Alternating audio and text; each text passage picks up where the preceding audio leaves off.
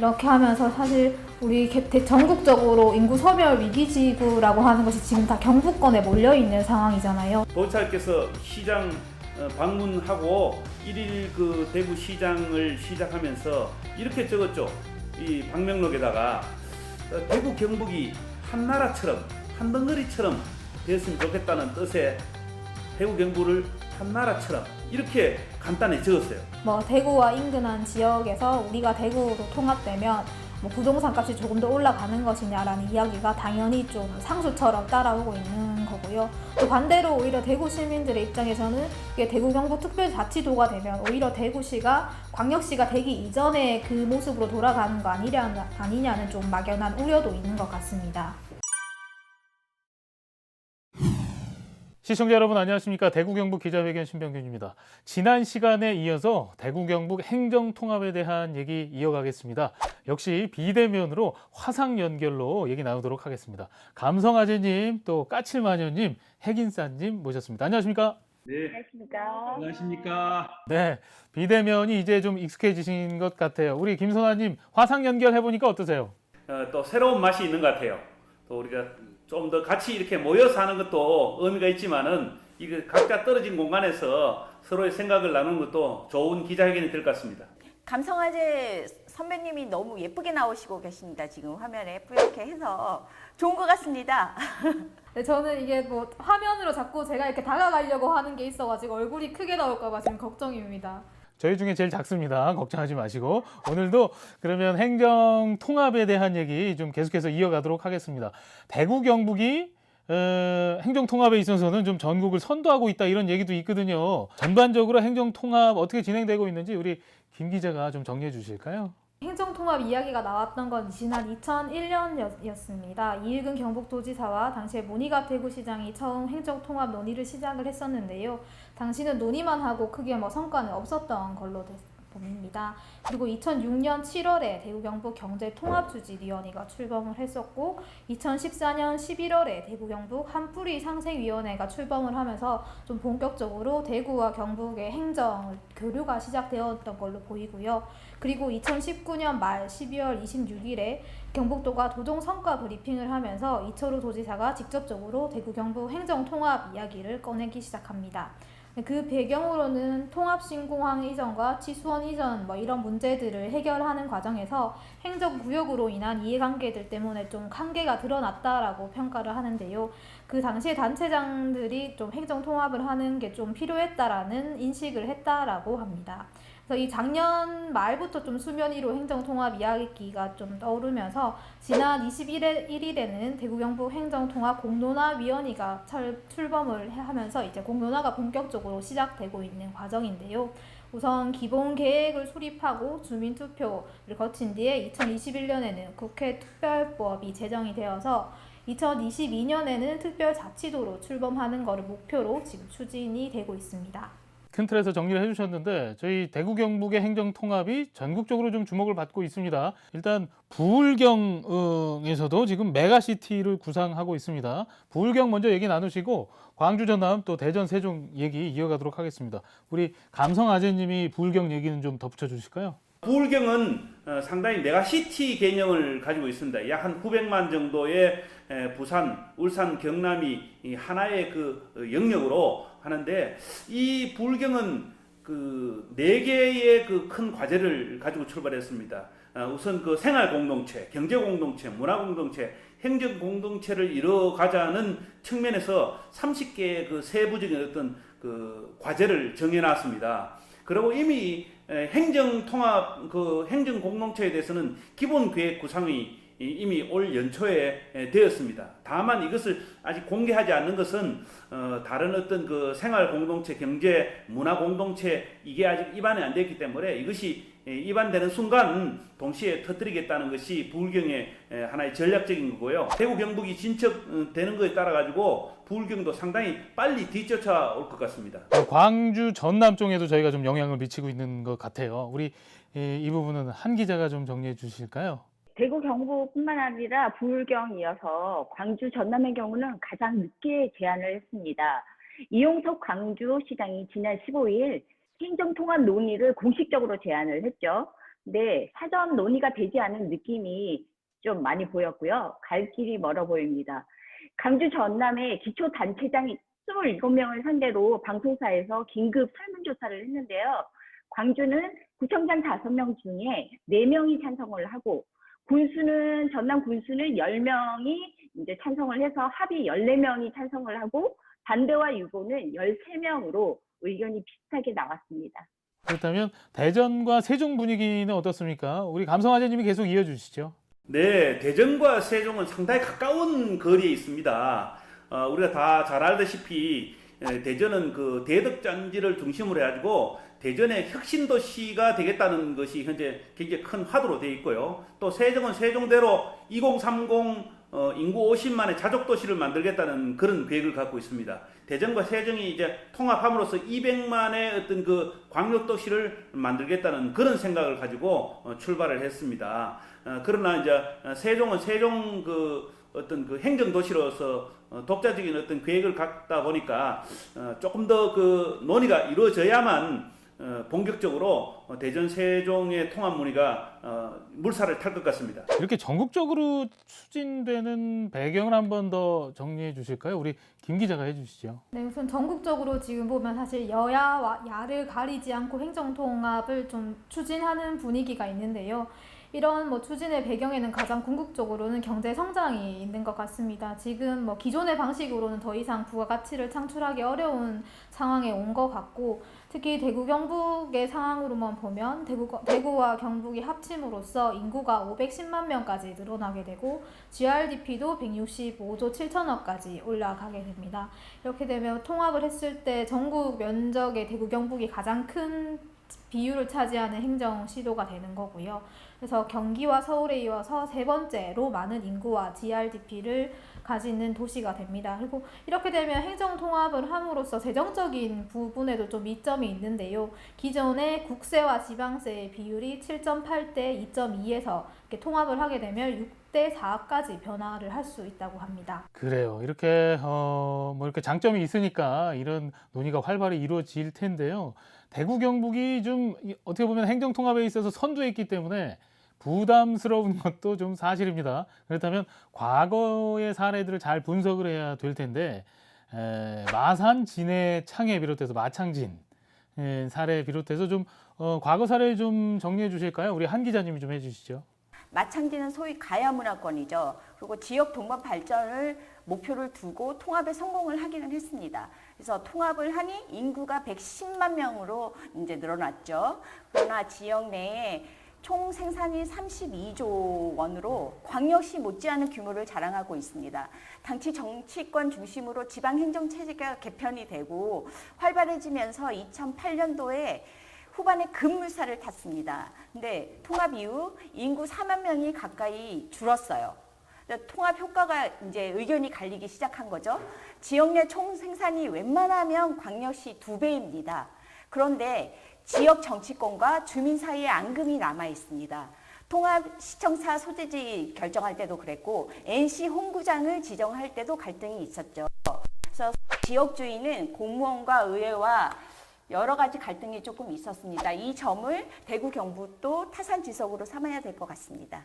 그래요. 이렇게 큰 틀에서 통합은 됐지만 그 안에 이제 세세한 크고 작은 갈등들이 계속 있었다라는 얘기까지 좀 해주셨습니다. 즉 국내 사례, 선 사례를 얘기해 주셨고요. 그렇다면 해외 사례, 참고할 만한 해외 사례도 있을까요? 우리 감성아재님이 설명해 주시죠.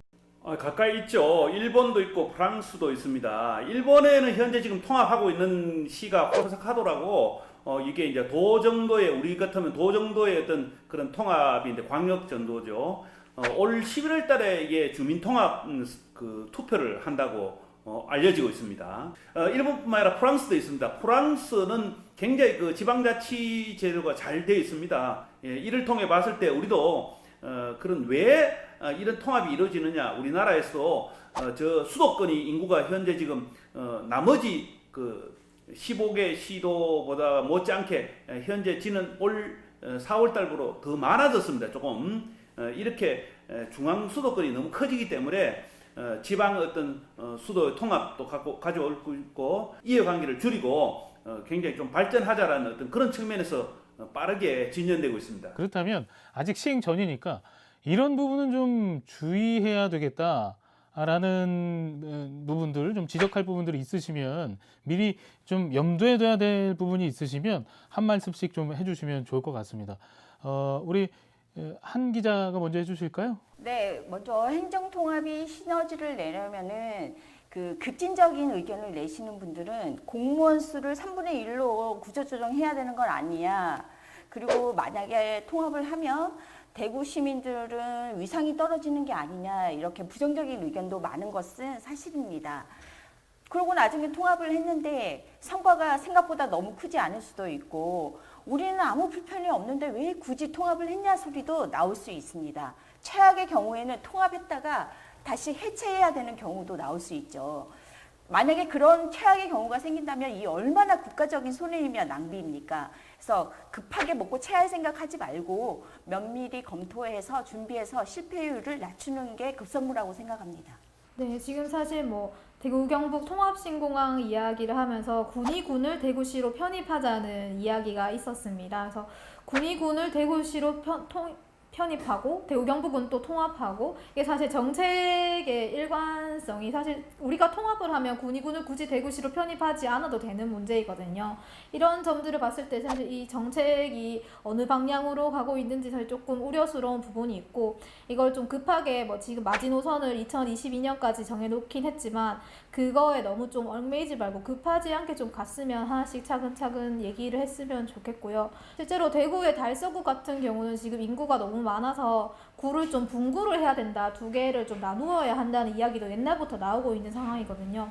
이런 것들을 봤을 때 사실 분구를 하는 이유, 또 대구 경북을 통합하려고 하는 이유는 그만큼 지방자치권, 지방자치가 할 수 있는 권한들을 더 많이 가지고 오기 위한 것인데, 그런 것들은 지금 실제로 논의가 전혀 안 되고 있는 것 같아서 그런 이야기들이 좀 구체적으로 나왔으면 하는 바람입니다.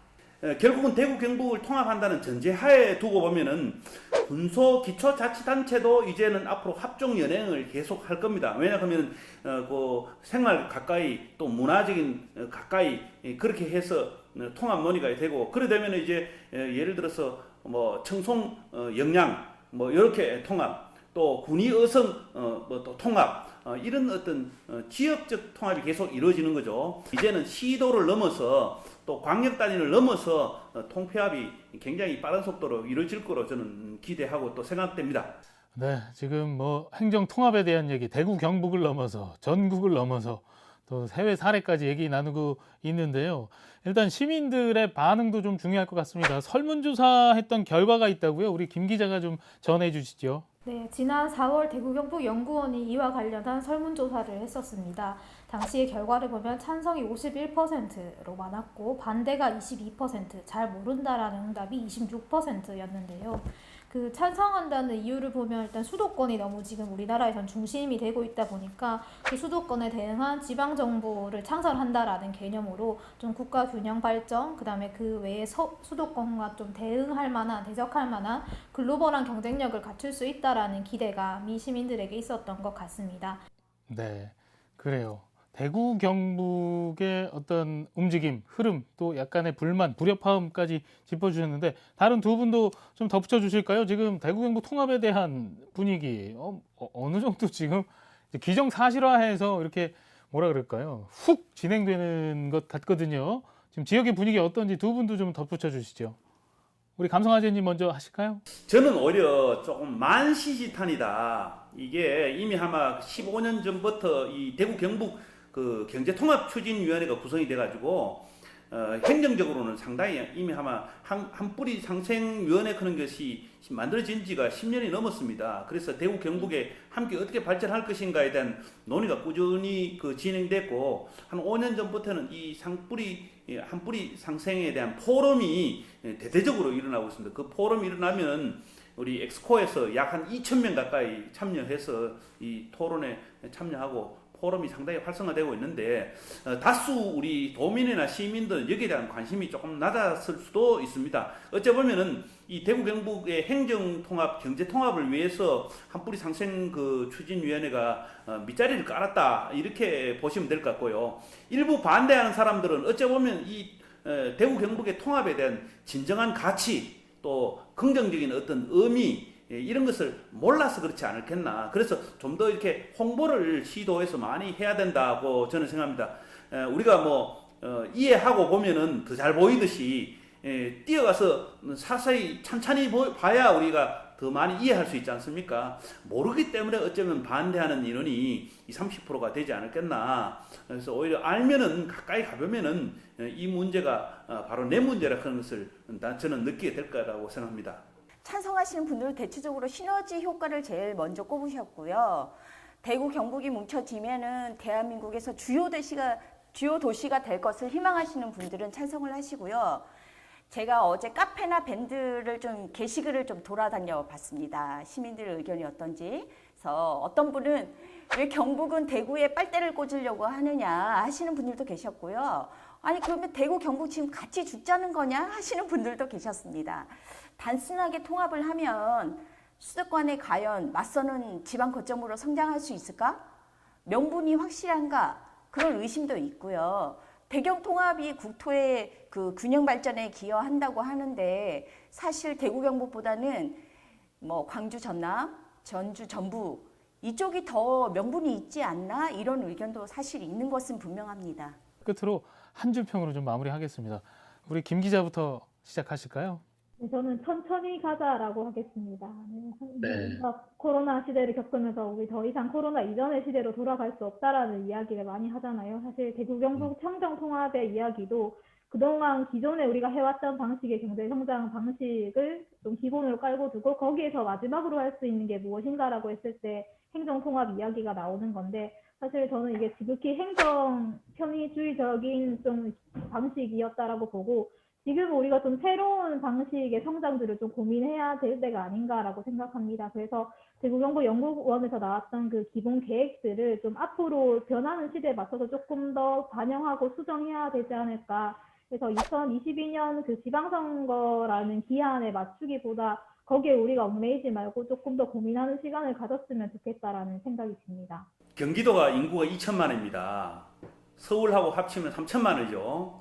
5,400만의 실질적으로 과반수 이상이 한 지역 수도권에 물려 있죠. 그래서 이제 수도공화국이다, 서울공화국이다 이런 말을 하지만 이제는 서울공화국보다는 수도권 공화국이죠. 그래서 경기도가 2천만을 나누어서 경기도 북부와 경기도 남부로 이렇게 쪼개자는 논란이 상당히 많죠. 그래서 비대해진 거는 나누고 대구 경북처럼 정말 530만 정도 되는 이 광역도시는 합치는 것이 대세입니다. 그래서 아까 말씀드린 대로 한 뿌리 상생이다, 만시지탄이다, 늦었다는 거죠. 오히려 한 뿌리 상생의 그 기반을 다져왔기 때문에 이제는 합쳐야 에너지가 생기고 힘이 생겨서 반드시 시너지로 이루어질 것이다. 저는 그렇게 긍정적으로 보고 싶습니다. 속빈 강정이 되지 말자. 통합을 한다는 것이 두 개의 자치단체가 하나로 통합되는 거 아닙니까? 이게 과연 하향식이 될 건지 상향식이 될 건지 의심을 많이들 하고 계세요. 그러면 시장, 도지사를 각각 선출해야 되나? 한 명만 해야 되나? 기초의회는 어떻게 구성해야 되나? 해결하고 정리해야 할 일들이 산더미입니다. 진정한 1대1 지방분권형으로 서로 함께 잘 살 수 있는 통합이 되어야지 면적만 커진다고 해서 그게 과연 좋은 걸까? 실속이 있어야 된다고 저는 생각합니다. 그래서 출발은 이제 시작했으니 조사와 대책으로 살아나는 대구 경북을 만들고 비대해진 수도권에 대응할 수 있는 지역으로 나아가야 된다고 생각합니다. 멀고 험한 길이 예상이 되지만 협력으로 헤쳐나가야 된다고 생각합니다. 저도 짧게 하겠습니다. 저는 제가 공대 출신인데 진정한 케미를 기대한다로 하겠습니다. 이 케미라는 게 이게 화학적 결합이잖아요. 그러니까 물리적으로 그냥 이게 두 단체가 두 지역이 합쳐지는 걸 넘어서서 좀 유기적으로 화학적으로 완전한 융합 결합이 좀 이루어져야 이게 완성이 될 것 같은데 그 길까지는 좀 주율해야 될 것이 오늘 또 지난 시간 많은 얘기를 나눴습니다만 맞춰야 할 것들이 너무나 많습니다. 그러니까 이 업무를 이 일을 좀 분업해서 하나하나 좀 잘 조율하고 맞춰서 정말 진정한 케미를 이루는 그런 통합이 되길 기대해 보겠습니다. 네, 대구 경북 기자회견 벌써 마칠 시간입니다. 저희는 다음 이 시간에 더 거침없는 입담으로 찾아오도록 하겠습니다. 시청해주신 여러분 고맙습니다.